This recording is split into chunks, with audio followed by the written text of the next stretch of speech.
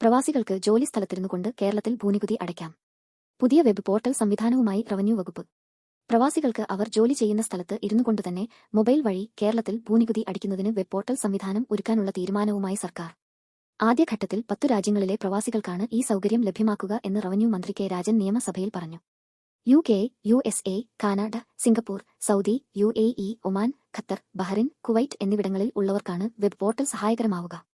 വസ്തുവിന്റെ കരം, രസീതിന്റെ നമ്പർ എന്നിവ അടിസ്ഥാനപ്പെടുത്തിയാണ് പുതിയ സംവിധാനം ഒരുക്കുക. ഇതിനു പുറമെ റവന്യൂ മന്ത്രിക്ക് നേരിട്ട് പരാതി നൽകുന്നതിനും പ്രത്യേക ആപ്ലിക്കേഷൻ ആരംഭിക്കും.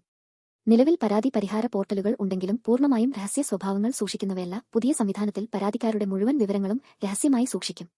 മന്ത്രി നേരിട്ട് കൈകാര്യം ചെയ്യുന്ന വിധത്തിൽ ആയിരിക്കും ഈ ആപ്ലിക്കേഷൻ പുറത്തിറക്കുക. ആളുകൾ നേരിട്ട് മൊബൈലിലൂടെ റവന്യൂ സേവനങ്ങൾ ലഭ്യമാക്കുന്നതിന് പുതിയ മൊബൈൽ ആപ്ലിക്കേഷൻ നിർമ്മിക്കും. ഒറ്റത്തവണ നികുതി അടയ്ക്കാൻ പുതിയ പോർട്ടൽ തയ്യാറാക്കും. അപ്പീലുകളുടെ തൽസ്ഥിതി അടക്കം പൊതുജനങ്ങൾക്ക് അറിയാനുള്ള സംവിധാനം ഉണ്ടാകും.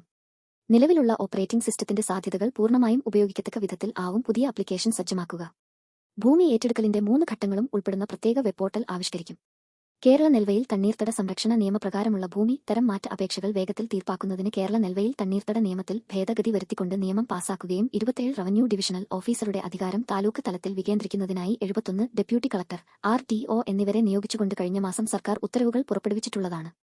അതിനനുസൃതമായി ഓൺലൈൻ സംവിധാനത്തിൽ മാറ്റങ്ങൾ വരുത്തുകയും വെബ്സൈറ്റിൽ അതെല്ലാം പ്രാവർത്തികമാക്കുകയും ചെയ്തിട്ടുള്ളതാണ്.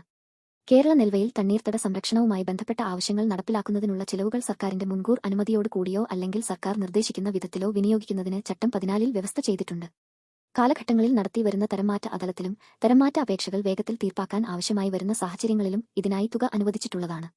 കേരള നെൽവയിൽ തണ്ണീർത്തട സംരക്ഷണ നിയമം പ്രകാരമുള്ള ഭൂമി തരം മാറ്റ അപേക്ഷകൾ വേഗത്തിൽ തീർപ്പാക്കുന്നതിന് റവന്യൂ ഡിവിഷണൽ ഓഫീസറുടെ അധികാരം താലൂക്ക് തലത്തിൽ വികേന്ദ്രീകരിക്കുന്നതിനായി ഡെപ്യൂട്ടി കളക്ടർമാരെ നിയോഗിച്ചുകൊണ്ട് സർക്കാർ ഉത്തരവ് പുറപ്പെടുവിച്ചിട്ടുള്ളതാണെന്നും മന്ത്രി പറഞ്ഞു.